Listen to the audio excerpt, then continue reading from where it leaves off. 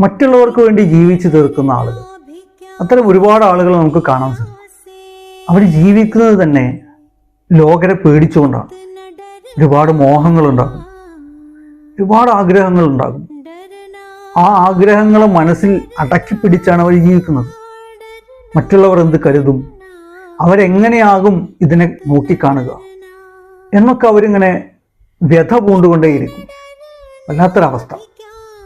ഈ ജീവിതം യഥാർത്ഥത്തിൽ ഒരു ജീവിതമല്ല എന്ന കാഴ്ചപ്പാടുള്ള ആളുകളുണ്ട്.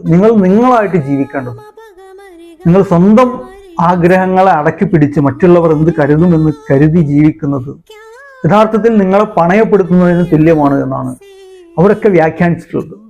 മാലോകരെ പേടിച്ചുകൊണ്ടൊരു ജീവിതം, അതൊരു ജീവിതമാണോ എന്നൊരു ചോദ്യമുണ്ട്. അതിലെവിടെയാണ് നമ്മൾ ജീവിക്കുന്നത് എന്നൊരു ചോദ്യം.